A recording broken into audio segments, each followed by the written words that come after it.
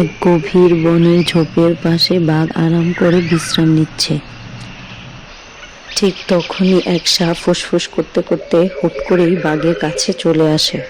সাপ কাছে আসতেই বাঘকে বলতে লাগলো, এই বাঘ মামা, তুমি এত আরাম শুয়েছো কেন? তোমার রাজত্ব তো কুচকে যাও। ও সাপ ভাই, রাজত্বের জন্য ঘোরাঘুরি করতে হবে না। আমি যেখানে থাকি সেখানেই আমার রাজত্ব। তাই তো, কিন্তু রাজা হয়ে কি সারাদিন ঘুমিয়েই কাটাবে?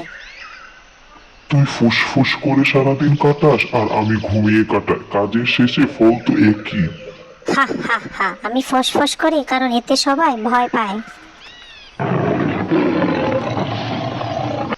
কিন্তু আমার বিষ আছে, আমার এক কামড়ে কেউ টিকতে পারে না। আর আমার থাবা দেখানোর দরকারই হয় না, আমার গর্জন শুনলেই সবাই পালায়। তোর বিষ তো একবার লাগাতে হয়, আর আমার থাবা শুধু একবার পড়লেই কাজ শেষ। ঠিক আছে, তুমি রাজা, কিন্তু আমার মতো সৌর নিঃশব্দে চলার ক্ষমতা তো নেই তোমার। নিঃশব্দে চলতে যাব কেন? আমি রাজা, রাজার মতো করে চলবো। আর তুই যে এত কথা বলছিস, তোরও তো গর্জন করার ক্ষমতা নেই। হ্যাঁ হ্যাঁ হ্যাঁ, ঠিকই বলেছ তুমি।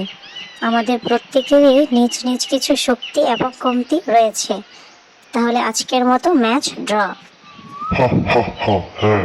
তবে একটা কথা মনে রাখিস, আমার সামনে বেশি ফুসফুস করিস না, নয়তো থাবা মেরে তোকে ফ্ল্যাট বানিয়ে ফেলবো। ঠিক আছে ঠিক আছে, তাহলে আজকের মতো যাই, তুমি আরাম করো।